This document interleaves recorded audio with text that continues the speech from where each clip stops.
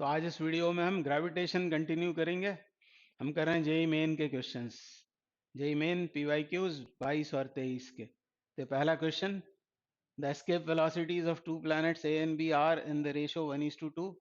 If the ratio of their radii respectively is 1:3, then the ratio of acceleration due to gravity of planet A to the acceleration of gravity of planet B will be। तो escape velocity का formula आपको पता है, v होता है √2gm/r। या तो ये फॉर्मूला लगाएंगे और gm को यदि gr² लिख दें तो एस्केप वेलोसिटी का फॉर्मूला ऐसा हो जाता है 2gr। अब इसमें से कौन सा फॉर्मूला यहाँ लगाना चाहिए? ये वाला, क्योंकि हमको उन दोनों प्लैनेट्स के लिए एस्केप वेलोसिटीज का रेशो दिया हुआ है और उनके रेडियाई का रेशो दिया है। हमको g को कंपेयर करना है। तो इसकी स्क्वेयरिंग यदि कर दें तो v² हो जाएगा 2gr। g हमें चाहिए तो g बराबर होगा v² अपॉन 2r। और इसे देखकर आप रेशो लिख सकते हैं। वो क्या लिखेंगे? va² अपॉन vb², क्योंकि हमको g को कंपेयर करना है। v² मतलब va² अपॉन vb² लिख दिया। एस्केप वेलोसिटी के स्क्वायर से डायरेक्ट प्रोपोर्शन में, रेडियस से इनवर्स प्रोपोर्शन में, यानी rb/ra। ये एक्चुअली हमको फाइंड आउट करना है। और ये है क्या? ये है ga/gb। अब एस्केप वेलोसिटीज का रेशो है 1:2, मतलब ये हो जाएगा 1/4।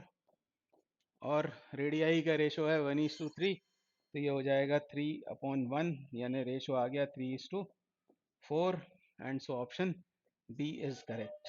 अगला question, a planet has double the mass of earth, its average density is equal to that of earth, an object weighing w on earth will weigh on that planet। तो weight कितना होता है? वेट होता है mass into acceleration due to gravity. और यहाँ पर यदि वेट हमको बताना है उस प्लैनेट पर जिसका मास अर्थ के मास से डबल है और डेंसिटी सेम है, तो m तो चेंज होता नहीं है, g चेंज होगा। मतलब हमको g फाइंड आउट करना है उस प्लैनेट पर, तो हमको ये मिल जाएगा उसका वेट। मास वही रहेगा और g चेंज होकर मान लो हो गया है वो g'। तो ये हमको फाइंड आउट करना है इन टर्म्स ऑफ w। तो अब g का फॉर्मूला आपको मालूम है, एक फॉर्मूला तो ये होता है gm/r²। और यदि मास को क्या लिखते हैं? Volume into density. तो ये फॉर्मूला ऐसा बन जाता है। ये फॉर्मूला आपको पता होगा, 4/3 पाई GRD। अब यहाँ आ गई है डेंसिटी। डेंसिटी सेम 4/3 पाई। ये दोनों कांस्टेंट्स, जी भी कांस्टेंट है। अब रेडियस की पहले बात कर लेते हैं इस फॉर्मूले को यूज करने के पहले। अब यहाँ ऐसा बोला हुआ है कि उस प्लैनेट का मास अर्थ के मास से डबल है। Planet has double the mass of अर्थ। और यहाँ पर क्या लिखेंगे? मास की जगह 4/3 पाई r-क्यूब, ये मैंने लगाया उसका volume, into density is equal to, यहाँ आएगा 2 टाइम्स 4/3 पाई अर्थ की रेडियस का क्यूब इनटू अर्थ की डेंसिटी। डेंसिटी कैंसिल आउट, 4/3 पाई भी कैंसिल आउट। तो ये हमको उस प्लैनेट के लिए क्या मिल गया? रेडियस। उस प्लैनेट की रेडियस आ जाएगी 2⁻⁴ इंटू आर। ये आ गया। और अब ये फॉर्मूला यूज कर लेते हैं, ये वाला। तो अब आंसर आ जाएगा हमारा।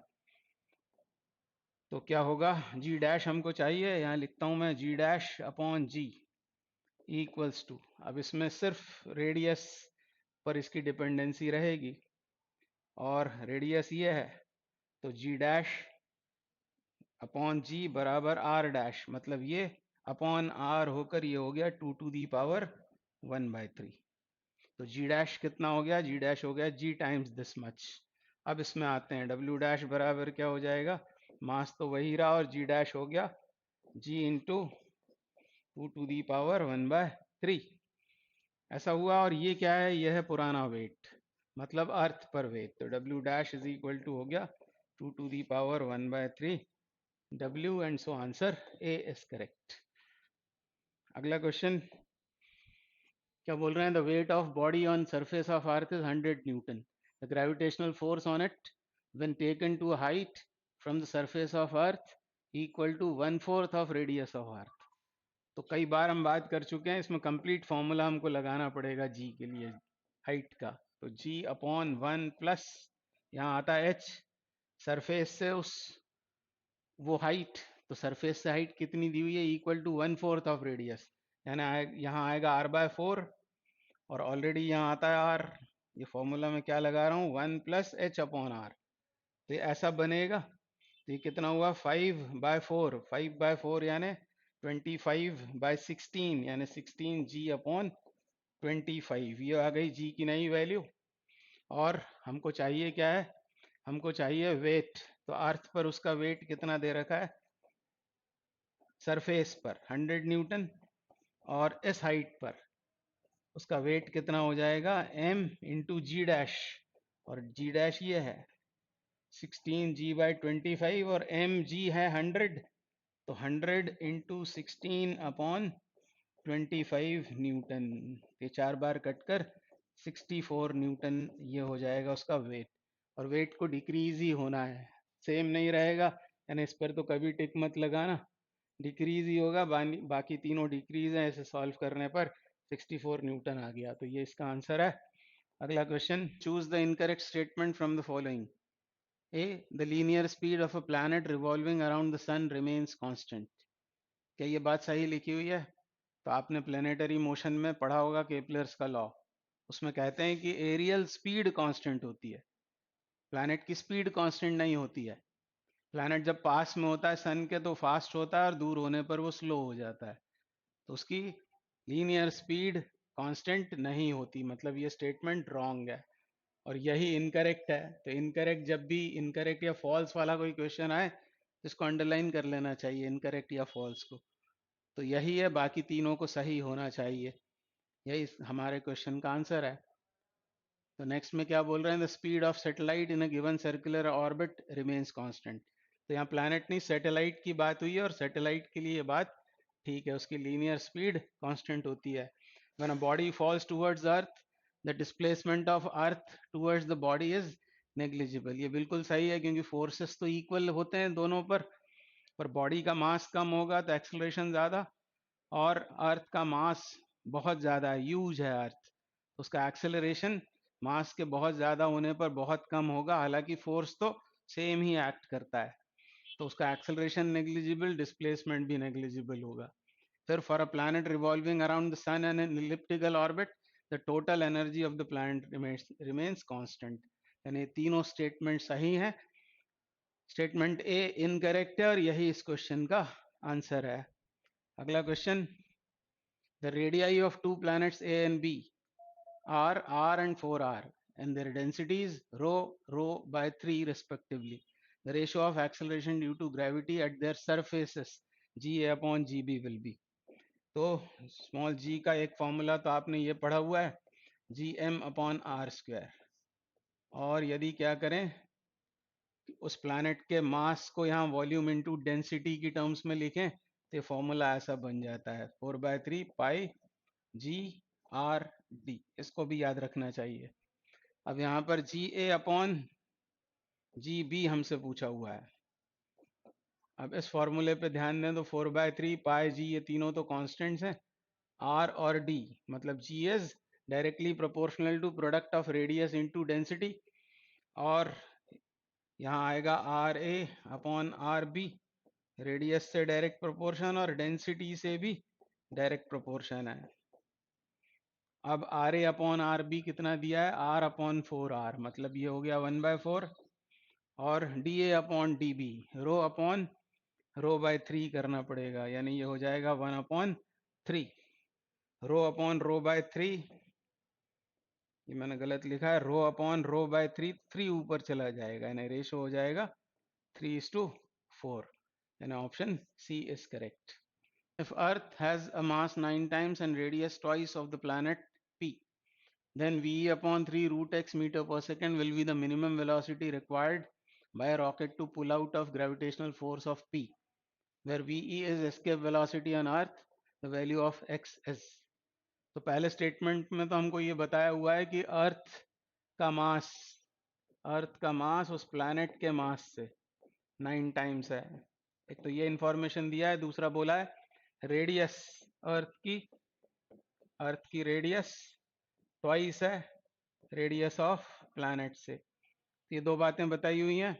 और एस्केप वेलोसिटी अर्थ पर वीई वो कितनी होती है हम जानते हैं, वो होती है 2g। यहाँ आएगा मास ऑफ अर्थ और यहाँ आएगा रेडियस ऑफ अर्थ। तो ये है एस्केप वेलोसिटी अर्थ के लिए। और ये है प्लैनेट पर की एस्केप वेलोसिटी कितनी है, वो बोला हुआ है एस्केप वेलोसिटी उस प्लैनेट की वो है वीई, मतलब अर्थ पर एस्केप वेलोसिटी अपॉन 3√x। और यहाँ फॉर्मूला लगा देते हैं हम इसका एस्केप वेलोसिटी का 2g प्लैनेट का मास, और प्लैनेट का mass in terms of mass of earth लिखें तो me/9 हो जाएगा। और यहाँ आएगा रेडियस प्लैनेट का re/2 re/2 ऐसा हो गया ये। तो ये 2g me/re इस सबको हम क्या लिख सकते हैं रूट के साथ 2g me/re इसको v लिख सकते हैं। और इस सब को छोड़ने के बाद यहाँ पर क्या बचेगा, यहाँ बचेगा ऊपर √2 और नीचे बचेगा 3 √2/3 ये मल्टीप्लीकेशन में। और ये है वीई, मतलब VE/3√x इज इक्वल टू हो गया VE√2/3। तो x की वैल्यू कितनी है, x की वैल्यू है 2। इसका मतलब आंसर ए सही हो गया। Next question, 2 satellites of masses m and 3m revolve around the earth in circular orbits of radii r and 3r respectively. The ratio of orbital speeds of the satellites respectively is. तो orbital velocity का क्या formula है, वो है vo is equal to gm upon small r, और small r क्या है, radius of the orbit. तो ये फॉर्मूला सैटेलाइट्स के मासेस से तो इंडिपेंडेंट है।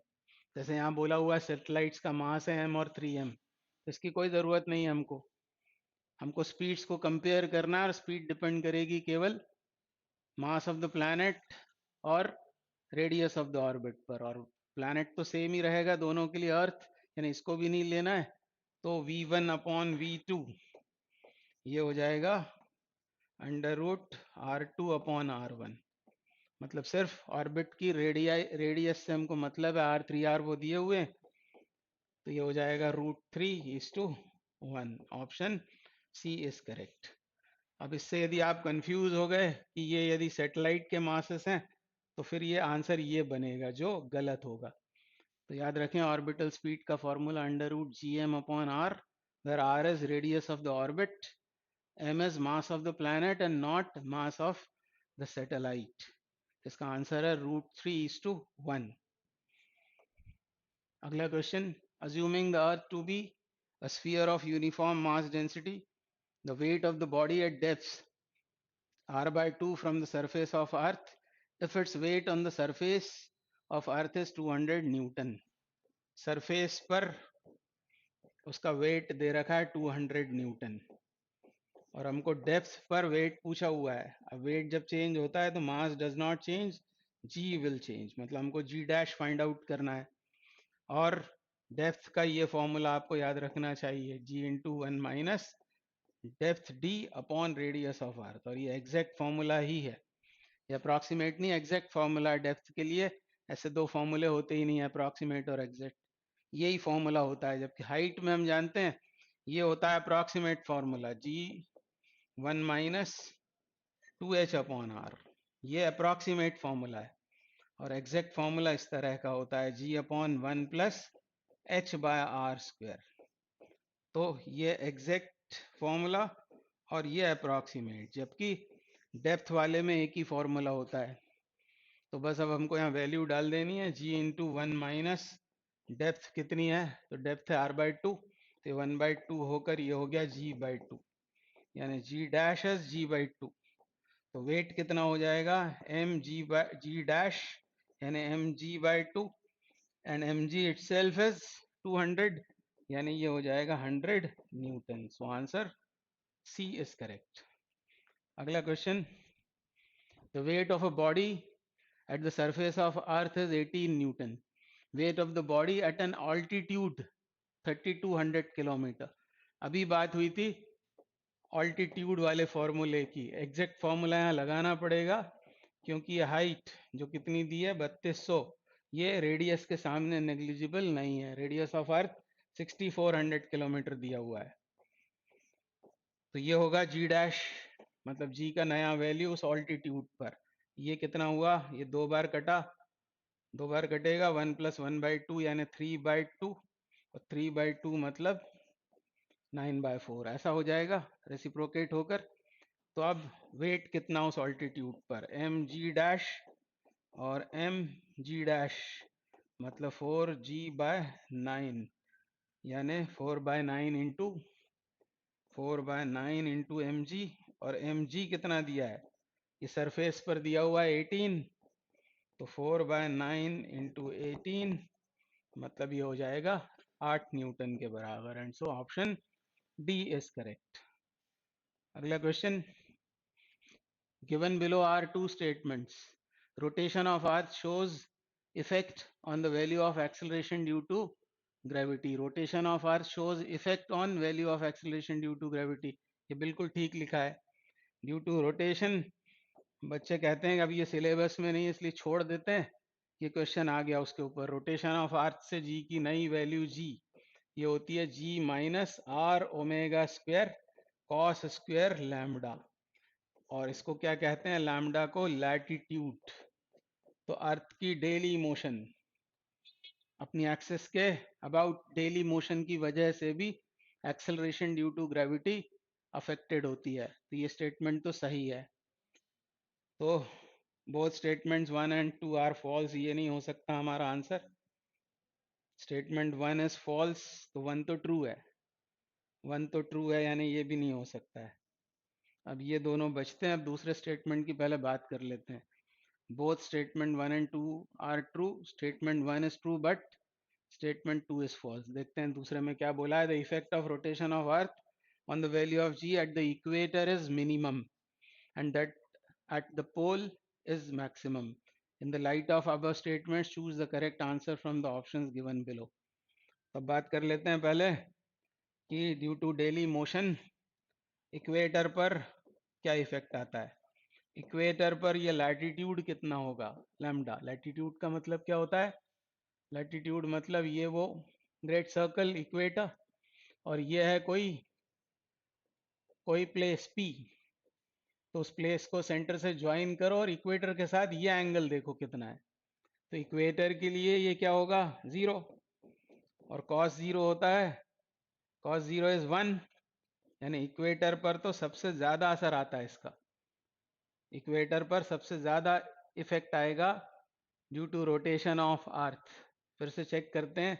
यहाँ पर ये लैम्बडा हो जाएगा 0, कॉस 0 इज 1, यानी जी की नई वैल्यू ये होगी जी माइनस आर ओमेगा स्क्वायर. तो मैक्सिमम चेंज आएगा कहाँ पर, इक्वेटर पर. और यदि पोल्स की बात करेंगे तो पोल्स के लिए लैम्डा कितना होता है, लैम्डा हो जाएगा 90, और कॉस 90 इज 0, यानी no effect. G dash is equal to G, यानी मिनिमम इफेक्ट आएगा इक्वेटर पर.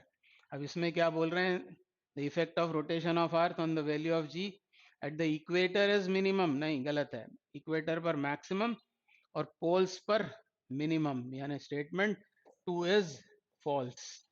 तो both statement 1 and 2 are true, ये भी गलत हो गया, यानी ये हमारा ऑप्शन सही है. Statement 1 is true but statement 2 is false. तो ये इस क्वेश्चन का आंसर है.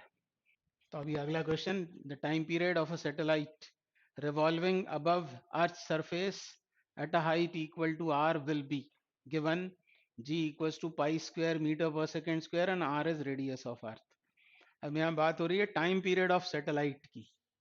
तो मैं आपको याद दिलाता हूँ कि ये मान लो वो प्लैनेट है, r रेडियस और m मास का ये प्लैनेट, और ये है मान लो सैटेलाइट की ऑर्बिट जिसमें स्मॉल m मास का एक सैटेलाइट वो रिवॉल्व हो रहा है. ये उसकी ऑर्बिटल स्पीड हुई, और ये होती है h height above the surface of earth. तो हमको इसका टाइम पीरियड चाहिए, तो टाइम पीरियड चाहिए तो पहले हम निकालते हैं कि वी नॉट कितना होगा। ये अभी भी हमने डिराइव किया था, इसके पहले भी वी नॉट कितना होगा, तो m v nought square upon R plus H. R plus H ये ऑर्बिट की रेडियस, आर प्लस एच ये है नेसेसरी सेंट्रीपिटल फोर्स। और ये मिलेगा कैसे, तो अर्थ और सैटेलाइट के बीच फोर्स ऑफ अट्रैक्शन से, G capital M small M upon R plus H whole square. ऐसा होगा ये। इस क्वेश्चन के बहाने ये डेरिवेशन भी हो गया, ये कैंसिल, स्मॉल एम कैंसिल, तो वी नॉट स्क्वायर ये आ गया, g M upon R plus H, तो वी नॉट हो गया g M upon R plus H. तो ये होती है ऑर्बिटल स्पीड। अब इस ऑर्बिटल स्पीड से कितना इसको डिस्टेंस कवर करना है, एच प्लस आर, तो बस टाइम पीरियड आ गया। टाइम पीरियड कितना होगा, 2 पाई आर प्लस एच, इतना डिस्टेंस कवर करना है इस स्पीड के साथ में। तो इसको यहीं रहने देते हैं, रूट जी एम को, ये जो डिनोमिनेटर वाला और ये रूट आर प्लस एच ऊपर पहुंच गया। तो ये हो गया टाइम पीरियड का फॉर्मूला। इसको अंदर भी डाल सकते हैं इसके, तो R plus H whole cube हो जाएगा, वो स्क्वेयरिंग करने पर टी स्क्वायर आर क्यूब के बराबर होगा। तो जिस तरह प्लेनेटरी मोशन का लॉ होता है, सैटेलाइट्स के लिए भी ये लगाया जा सकता है, यानी T square proportional two cube of orbit, ऐसा हम दोनों के लिए बोल सकते हैं। प्लैनेट सन के अबाउट जब रिवॉल्व होते हैं तब, या फिर सैटेलाइट्स प्लैनेट के अबाउट, दोनों के लिए ये रिलेशन सही है। ये जस्टिफाई भी हो गया। अब आते हैं इस क्वेश्चन पर, हमको चाहिए टाइम पीरियड, तो क्या करेंगे अब इसको आगे सॉल्व करें, थोड़ी सी उठापटक है। तो 2 पाई आर प्लस एच, एच कितना दिया है इस क्वेश्चन में, आर, यानी ये तो हो गया 2 आर, और अंदर क्या बचेगा, अंदर बचेगा फिर से 2 आर, क्योंकि एच आर के बराबर है। और जी एम को हम लिख सकते हैं जी are square, G are square, तो आर बाहर आ जाएगा, अंदर बचेगा रूट जी, और रूट जी कितना होगा, पाई। तो ये पाई से ये पाई कैंसिल, एक आर से ये एक आर कैंसिल, बस ये हमारा आंसर है। ये हो गया 4, अंदर डालेंगे तो 16 बन के जाएगा, और 16 दूनी होते हैं 32, तो 32 आर का रूट, ये हमारा आंसर होना चाहिए। Option A is correct. तो अभी अगला question, the weight of a body on the earth is 400 newton. Weight मतलब mass into acceleration due to gravity, इस सरफेस पर की वैल्यू दी हुई है। अब क्या पूछ रहे हैं हमसे, weight of the body when taken to depth half the radius of earth. तो क्या लगेगा, डेप्थ का formula g dash equals to g into 1 minus depth upon radius. तो ये जी, और डेप्थ कितनी है, डेप्थ है हाफ ऑफ रेडियस मतलब r/2, तो यहाँ आएगा 1/2, यानी ये हुआ g/2। तो जी डैश इक्वल्स टू आ गया g/2। तो नया वेट कितना हो जाएगा, मास तो वही रहेगा g/2, और mg है 400/2, this gives 200 Newton. Answer D correct हो गया। अगला question, a spaceship of mass 2 into 10 to the power 4 kg is launched into a circular orbit close to the Earth's surface. The additional velocity to be imparted to the spaceship in the orbit to overcome the gravitational pull will be g 10 meter per second square, earth of radius 6400 kilometre. तो ये spaceship जब circular orbit में घूम रही होगी earth surface से close, तब उसकी ऑर्बिटल स्पीड ये होगी रूट जी आर, ये ऑर्बिटल वेलोसिटी, और एडिशनल वेलोसिटी देना है इसको ताकि ये कहाँ चली जाए, ग्रेविटेशनल पुल को ओवरकम कर ले, मतलब इन्फिनिटी पर चली जाए, मतलब एस्केप वेलोसिटी हमको इसे देनी पड़ेगी। यानी एडिशनली कितना देना पड़ी, ये ज़्यादा है ये कम है, यानी वो जो एडिशनल वेलोसिटी जो देना पड़ेगी v e minus v o देना पड़ेगी, मतलब √2 GR माइनस √GR।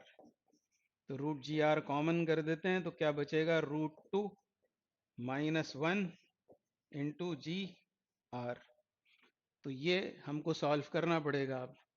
तो जी आर कितना होगा, ये निकाल रहे हैं हम additional velocity root g R. तो आपको याद होगा रूट जी आर मतलब ऑर्बिटल, और ऑर्बिटल होती है 11.2। अर्थ से बहुत क्लोज यदि वो स्पेसशिप ऑर्बिटिंग कर रही होगी तो 11.2 होगी ये, और बच रहा है √2 -1 किलोमीटर पर सेकेंड। यूनिट भी याद रखें। तो ये इसका आंसर होगा। तो सिर्फ ऑब्जर्वेशन से भी इसको आंसर कर सकते थे, कोई ज्यादा सॉल्विंग इसमें है नहीं। तो अगला question, if V is the gravitational potential due to sphere of uniform density on its surface, then its value at the centre of the sphere will be. तो एक स्टैंडर्ड रिजल्ट है, इलेक्ट्रोस्टैटिक्स में जरूर ये बहुत डिस्कस होता है formula, पर ग्रेविटेशनल में छूट जाता है। कंपैरिजन से आप उसको इसको प्रोड्यूस कर सकते हैं इस फॉर्मूले को। मैं आपको फॉर्मूला बताता हूँ। वी इनसाइड मतलब किसी यूनिफॉर्म डेंसिटी वाले स्फीयर के अंदर पोटेंशियल, ये होता है -gm/r³, और यहां आता है 1.5 R square, capital R square, -0.5 small r square. तो बस यहाँ g की जगह वो 1/4πε0, यहाँ पर q आ जाता है। तो आप इलेक्ट्रोस्टैटिक्स वाला फॉर्मूला देखोगे तो बिल्कुल सिमिलर ये लगेगा आपको, मतलब वो फॉर्मूला याद होने पर इसको आप लिख सकते हैं। अब इसमें जानते हैं आप m क्या है, मास उस स्फीयर का, r उसकी रेडियस, और स्मॉल r सेंटर से डिस्टेंस है। तो यदि मैं इसको सरफेस के लिए लिखूं, v सरफेस, तो सरफेस के लिए जब आप इसको लिखेंगे तो -gm/r³, ये तो कांस्टेंट है, बाहर आएगा यहाँ, ये भी कांस्टेंट है, ये कितना है 3/2, 3/2 आर स्क्वायर। बस यहाँ आने लगेगा कैपिटल आर, मतलब हाफ आर स्क्वायर, ऐसा होगा। ये हाफ यहाँ डाल दिया मैंने कैपिटल आर, तो ये 1.5 में से आधा जाने पर 1, यानी आर स्क्वायर बचा, यानी ये आ गया -gm/r। ये कहाँ पर आ गई वैल्यू, पोटेंशियल की वैल्यू सरफेस पर। और अब यदि आप उसको सेंटर के लिए फाइंड करेंगे तो स्मॉल आर की जगह क्या सब्सटीट्यूट करना पड़ेगा, वी सेंटर। वो निकालते समय यहाँ पर आपको सब्सटीट्यूट करना पड़ेगा 0। तो क्या बचेगा, -gm/r³, और कितना 3/2 आर स्क्वायर, ऐसा बचेगा। एक आर नीचे बचता है, यानी कितना हुआ ये, -3/2 gm/r। या आया वी एच सेंटर, तो V H centre is -gm/r को क्या लिख सकते हैं, वी एस, यानी 3/2 वी एस। ये दोनों में रिलेशन आ गया, सरफेस पर पोटेंशियल और सेंटर पर पोटेंशियल का रिलेशन। हमसे पूछा क्या था, सेंटर पर कितना होगा potential in terms of surface, क्योंकि सरफेस की वैल्यू हमको दी हुई थी, ऑन इट सरफेस v है, सेंटर पर हमको बताना है, तो ये होगा 3v/2, यानी ऑप्शन सी करेक्ट हो गया। तो ऐसे सवालों को तो सॉल्व भी नहीं करना है, स्टैंडर्ड रिजल्ट है, याद रखेंगे तो डायरेक्ट आप आंसर टिक कर सकते हैं। अभी अगला question, a planet having mass 9 me and radius 4 re, where me and re are mass and radius of earth respectively, has escape velocity in kilometer per second given escape velocity on earth ve equals to 11.2 times 10 to the power 3 meter per second। तो उस planet पर escape velocity कितनी होगी, √2, क्या आता है यहाँ पर 2gm g, और यहाँ मास आएगा प्लैनेट का, और उस प्लैनेट का mass in terms of earth लिख देते हैं। तो 9 me अपॉन यहाँ आता है r, रेडियस ऑफ प्लैनेट कितना है 4re, 4re। अब इसमें से ये 2gm और r इनको अलग कर दें तो बचता क्या है, √9/4, और जो कुछ बचेगा वो क्या होगा, अर्थ पर एस्केप वेलोसिटी। और इसको सॉल्व करें तो ये आ गया 1.5, क्योंकि ये होगा 3/2, और एस्केप वेलोसिटी अर्थ की दे रखी है 11.2 × 10 to the power 3, मीटर पर सेकेंड, और किलोमीटर पर सेकेंड में यदि लिखते हैं, क्योंकि हमसे पूछा है उसे किलोमीटर पर सेकेंड में, तो किलोमीटर पर सेकेंड मतलब इन दोनों का मल्टीप्लाई करना है, तो आ जाएगा 16.8 किलोमीटर पर सेकेंड, यानी ऑप्शन डी करेक्ट हो जाएगा।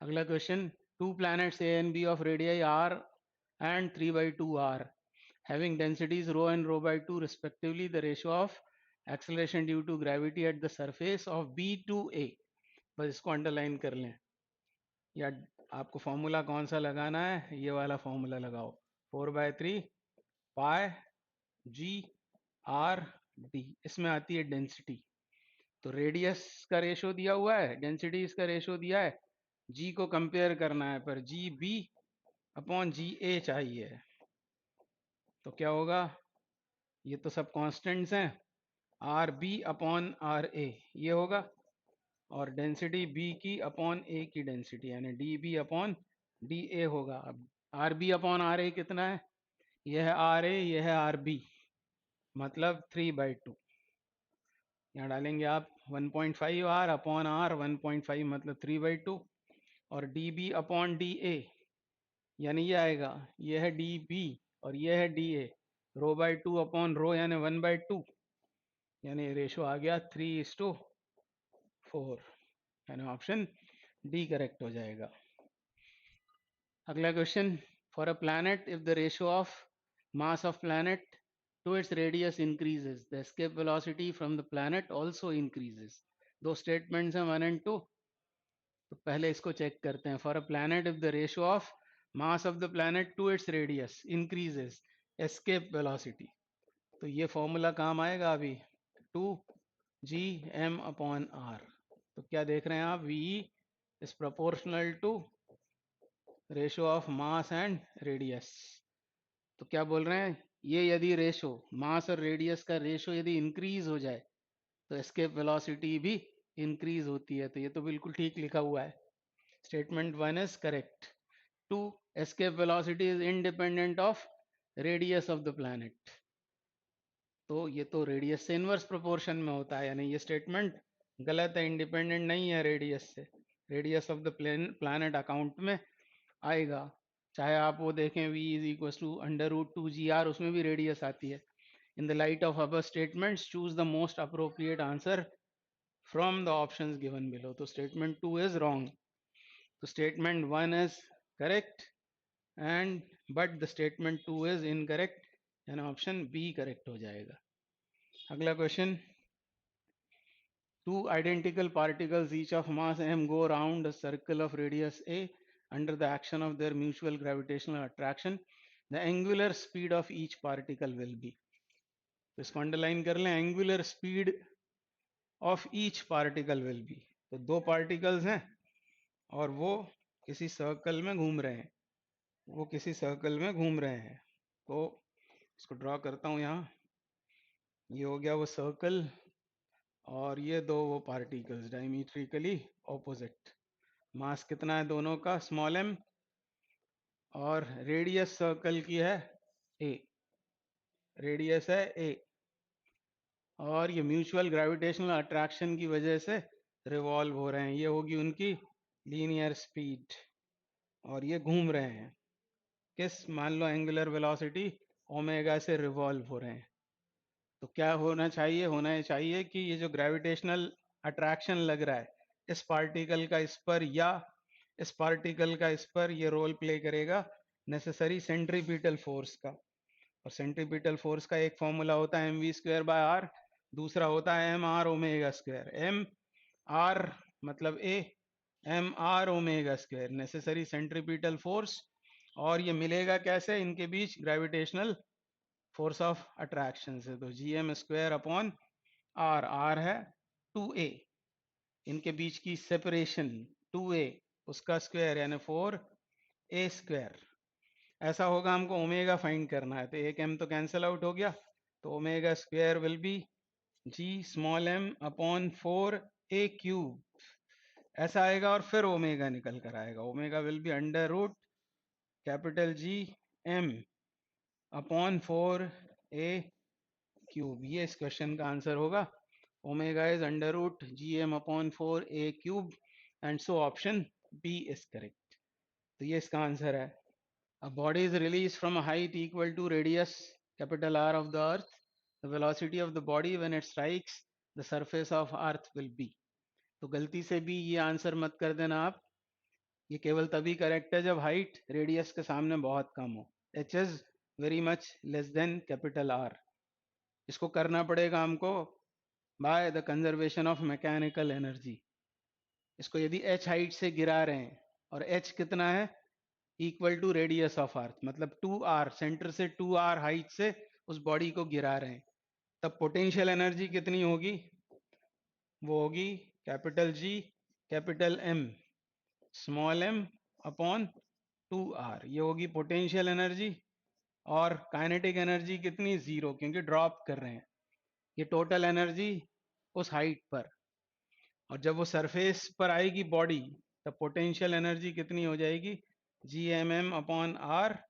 और kinetic energy half m v square. ये v हमको फाइंड आउट करना है। अब इसको इधर लाते हैं, इसको इधर लाएं तो g capital M small m upon r minus g capital M small m upon 2r। तो आप देख रहे हैं इससे ये आधा है, मतलब यही बचेगा। कितना बचेगा? g capital M small m upon 2r। ये बचेगा LHS में, और RHS में half m v square, half m v square. ये रिपीट हुआ है, एक बार और कर चुके हैं हम इसको इसी सीरीज में। तो ये आया v is equal to under root g M upon r. अब जी एम को क्या लिख सकते हैं? जी आर स्क्वायर। इस फॉर्मूले से small g is equal to होता है G M upon r square. तो ये लिखा अपॉन आर, एक आर कट गया, यानी बच गया अंडर रूट जी आर, यानी ऑप्शन ए करेक्ट हो जाएगा।